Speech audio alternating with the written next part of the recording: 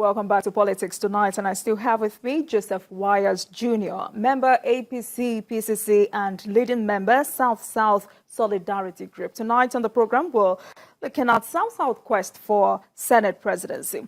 All right, Mr. Wayas, now I know you have a candidate in Godswill Akpabio, but because becoming the Senate president. But for the basis of this conversation, let me remind you that there are other aspirants who have shown interest in becoming the Senate president. We have Ojus Okalu from Southeast, Barao John, Sani Musa, Dave Umahi, and a host of other persons. So it is important also that we also take a look at this other aspirants as we analyze this discussion. So let's move on. The APC said it is yet to zone positions for the next Senate presidency. So I'm asking, can the NWC and the NEC be relied upon to take the right decision? Well, to begin with, you yourself, when you were introducing the program, you spoke of ranking senators. So when we are speaking about ranking senators, I think more than half of the people you mentioned, we can dismiss them from the list because they are very good politicians. I'm a big fan of Dave Umahi, for example. And we know that Adams Ashimole has also been mentioned. But it has never happened in our history, nor has it happened, I think, in the history of other democracies, that the important post of Senate president is given to a first-timer. It's given to a freshman. It has never happened. I think that we can, using history as our guide, as our teacher, focus on those who are going to be, who are qualified to run for Senate president in the first place. And I want to say that it's back again to the facts I've already mentioned to you. The East, Ojikalo, fantastic, wonderful leader, dynamic personality, but he's from the East, and the East has already produced eight candidates. I think that Ojikalo should play the role of supporters. My dad was Senate president back in the day when he was even younger than I was, and he told me from time to time, he said, "Son, I wouldn't have been Senate president had not this person, had not that person, took me by the hand and had helped me ascend to that post." And some of the names I won't tell you because it's not part of what we are here for, but when I get to see the children, the offspring, the sons, the daughters of such gentlemen, I always tell them those words that my father told me, that son, if not for this man, if not for this person, I wouldn't have been Senate president. So I think that in that case, people like Ojikalo, we want to see them play a supportive role so that their brothers from the South-South will realize the ambition that we have set in our hearts for a candidate like Godswill Akpabio. We don't think that it is something that needs to be bickered about, debated about too much. When it comes to qualifications, there's nobody that stands taller than Akpabio. But I understand, maybe to make the race interesting, but then you'll have to look in the South-South. And I don't think, at least in this time around, there's enough time to find somebody that will suitably qualify. All right, so given the challenge of neutralizing religious tension in the country, is zoning the way forward? Well, we know that the major two positions, the first and the second position in politics. Sorry, I had put my phone on. I had put my phone on.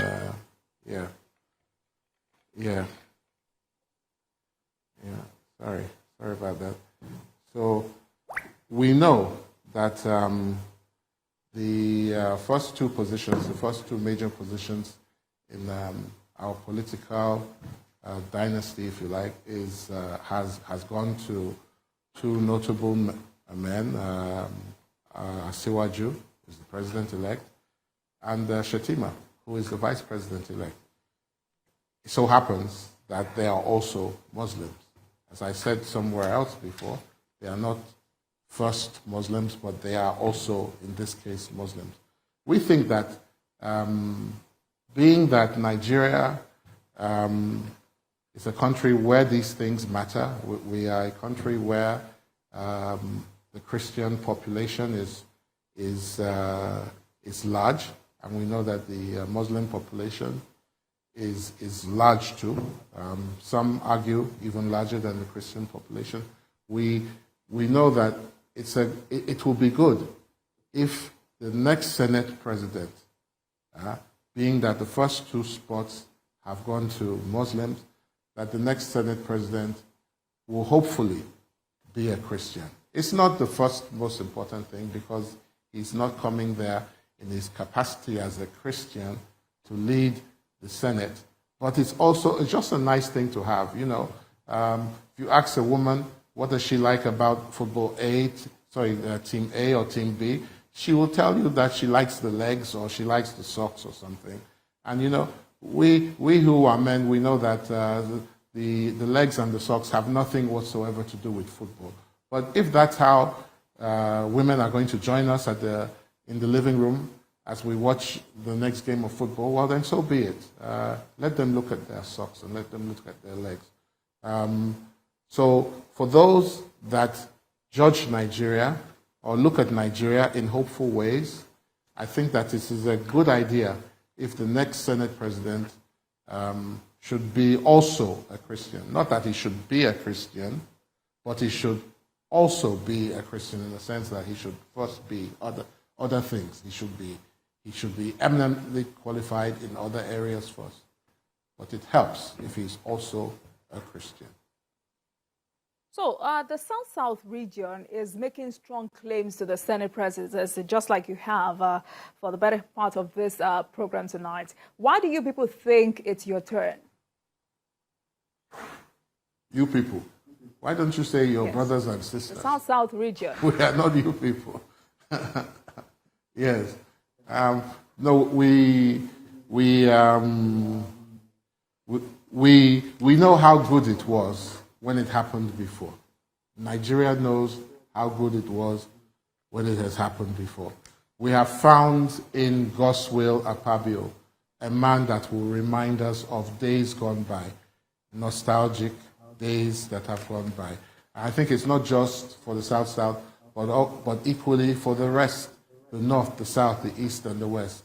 My late father has so much support from around this country, in particular in the North. They remember how good things were at that time. And we are saying that for the good days to come back, let us consider the man of Godswill Akpabio for the post of Senate President. Mr. Joseph, so do you think eligible candidates for the Senate presidency from the South-South have the numbers to clinch the position when it's time for the election in the 10th Senate? Well, it's not going to quite go like that. It's not going to quite go like that. We have seen already that we have a president-elect who didn't have the numbers in his own state. But he's today the president of all of us because the way that race is won, it is holistic. So I think the support for Akpabio is universal. Let's not forget, because it's been quite a while since this country has had any form of unrest from the South-South. Let's not forget that the South-South is a place that when they sneeze, the country catches a cold. It will be good to keep the South-South in a manner and way that will keep the health, keep the peace, keep the joy, keep the wealth, keep things going well in Nigeria. It will be good. It will be good, and it is time.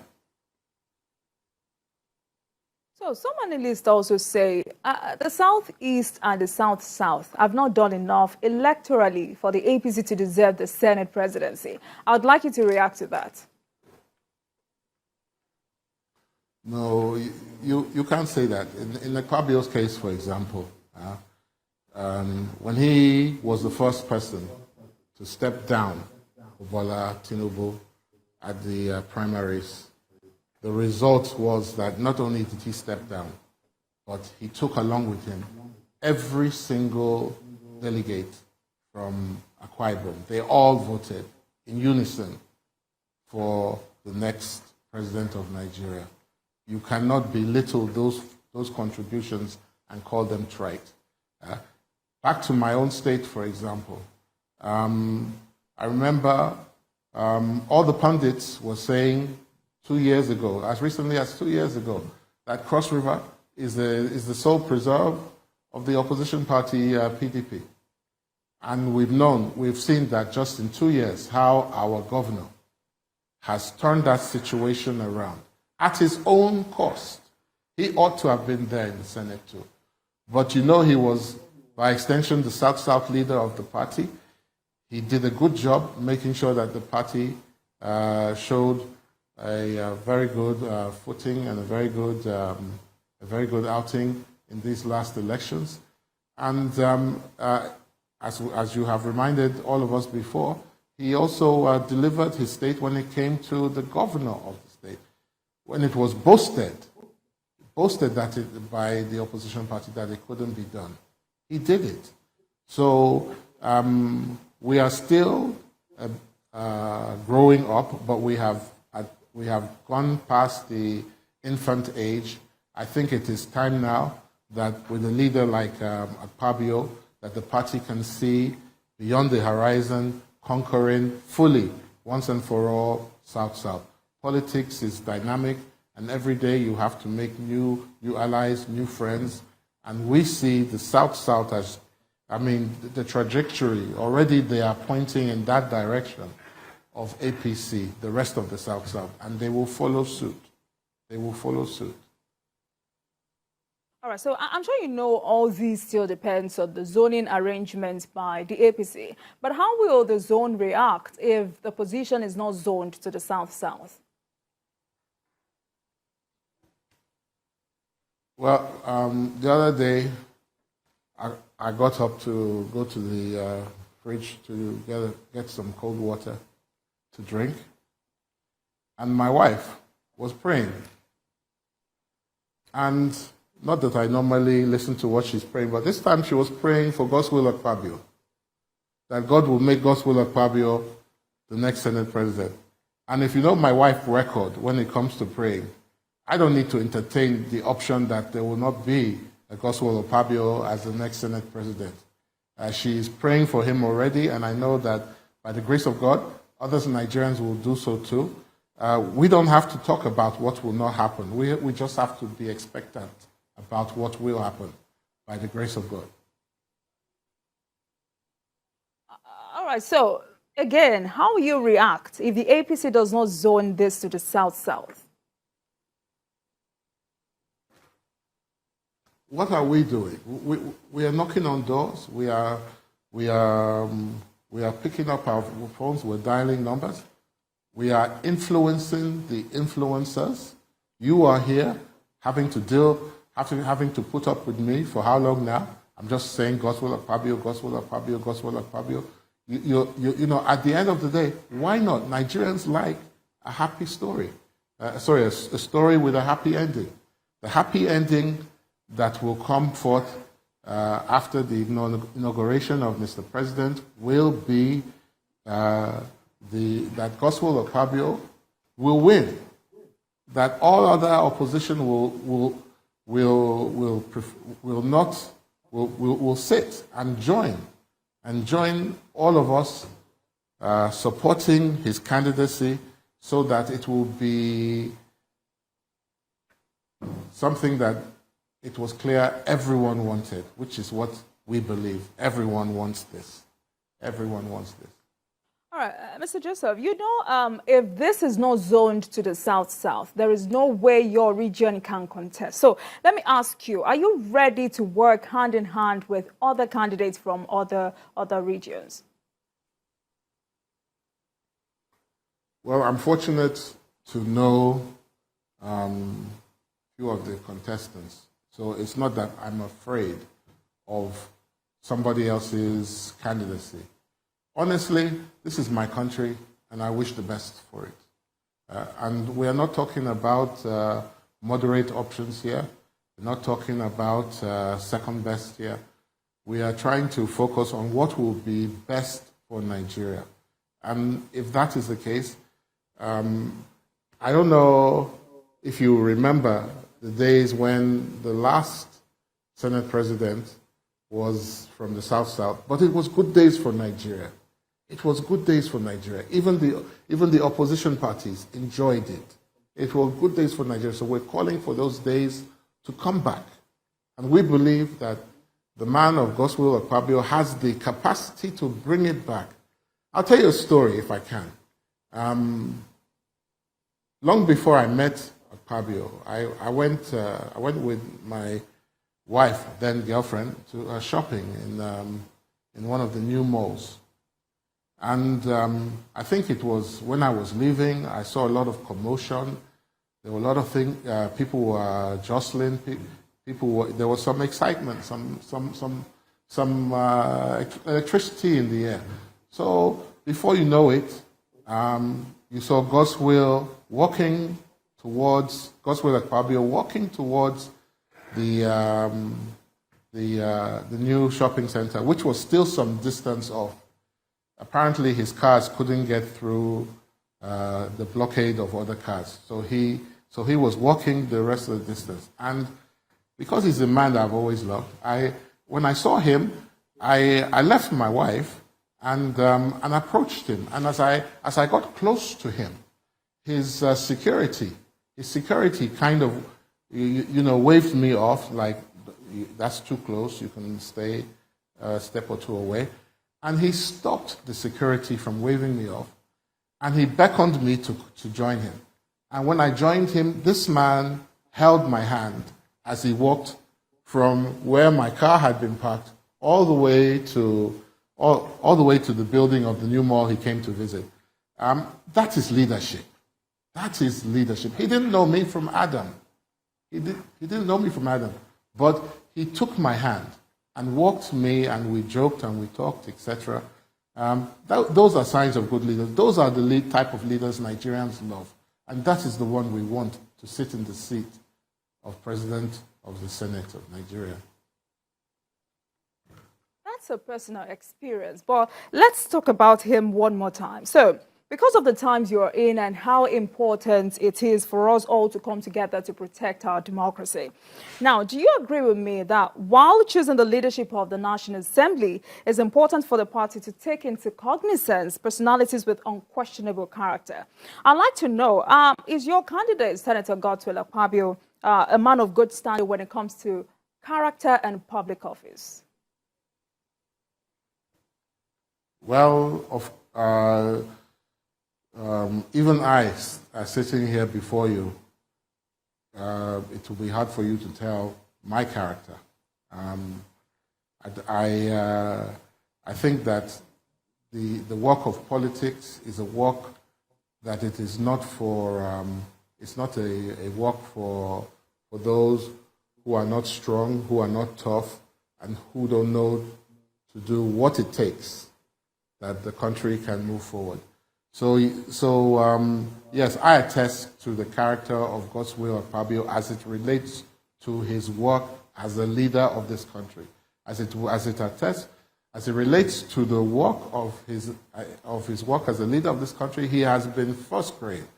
It takes a good leader. It takes a fantastic leader, a man of incredible character, to step down, so the process can begin. And Nigeria will pick her next presidency. He was the first person to do that. And we should clap for him. We should honor him. He did it, and others saw how it is done, and before long, others followed his example.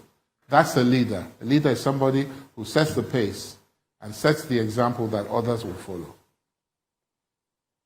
All right. Now, many years ago, your dad, Joseph Wayas, was Senate president. What memories do you have of his stewardship?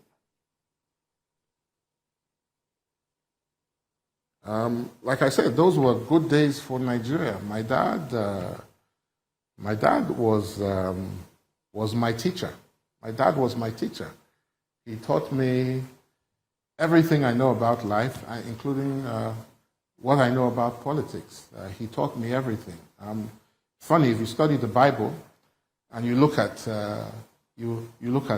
Proverbs, for example, you go from chapter 1 down to the end, chapter 31, I think it is. You should ask yourself, why was Solomon chosen to succeed David? Solomon was not the eldest son, at least in terms of ranking. But if you look at the inferences and the hints and the suggestions throughout the book of Proverbs, you will learn that Solomon was his father's best student. He was always referred to as son. He was always referred to as son.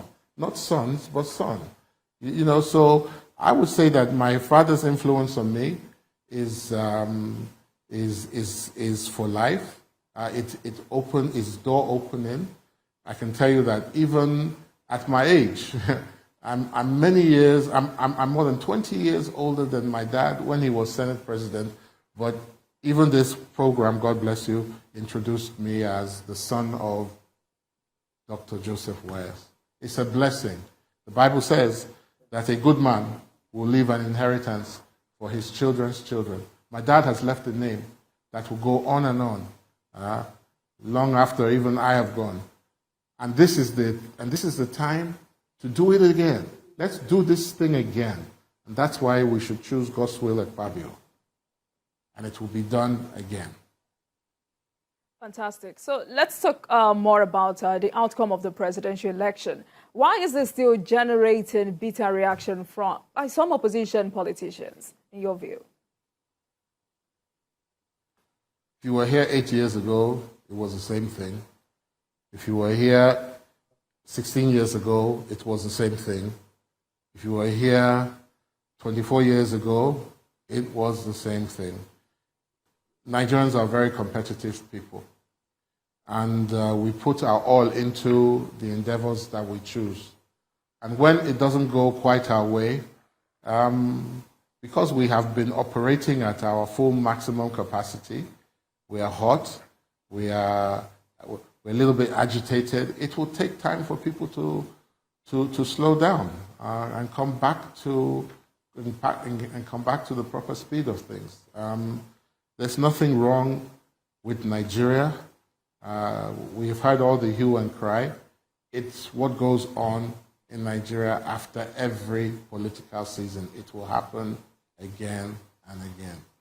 Imagine some people in my state, as happy as most people in the state are, some people will say, no, we don't want sweetness, we want bitterness. So what do? In Nigeria, we have to make room for all. So, yes, the election has come and gone, but how will you rate the performance of the INEC in the election? Well, I don't have much information to go by. I know that INEC tried every time to improve upon itself and do better than it did before, and it came a time before the presidential elections when people were generally saying that INEC has done well in this election or that election. And I don't think it should be any different in this time around. As it so happens, as this government was chasing the criminals, the crimes, the mantra that, or the motto that we learned came as a result of that was that crime is fighting back. So as it so happens, as INEC was improving upon itself, trying to deliver to us the best elections, well, those crooked politicians, they were fighting back. They were fighting back. That is not the doing of INEC. That is just innate in the character of a criminal. And By the grace of God, INEC will do even better the next election, but we have to acknowledge that as we have come this far, INEC has tried. They have done the best they could considering the situation. All right, so the PDP presidential candidates, Atiku Abubakar and that of Labour Party, Peter Obi, have challenged the outcome in court, and there are also threats of street protest. Is this really desirable? Well, they have their, it's perfectly within their rights to go to court.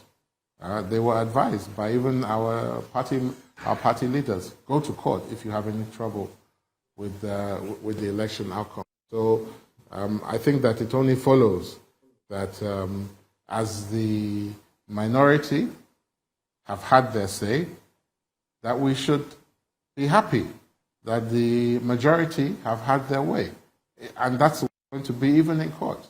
Even in court, they will go to court and they will bring their case, and by the grace of God, the winner will still be left standing. But we also have some of these aggrieved people calling for interim government. How will you respond to this? Well, I don't think those are people that have been paying attention.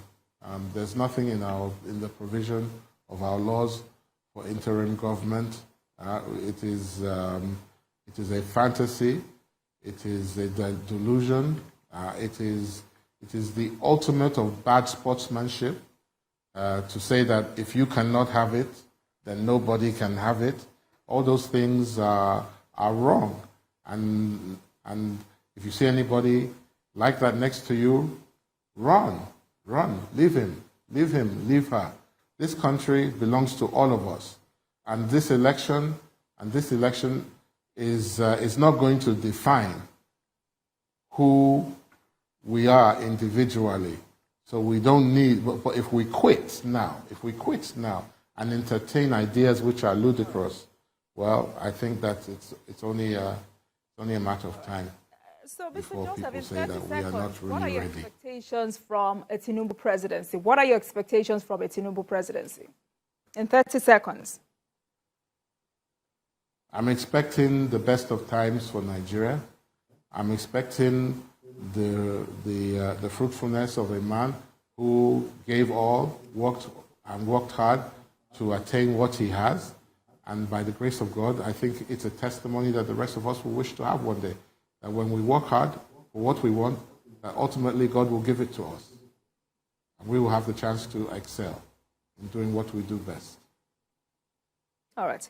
It is indeed a pleasure having you on the program tonight. I've been speaking with Mr. Joseph Wayas Jr., member APC, PCC, and leading member South-South Solidarity Group. And we discussed the South-South quest for Senate presidency tonight on Politics Tonight. Thank you very much for coming on the program, and we look forward to more conversation with you in the nearest future. Thank you, too, for having me.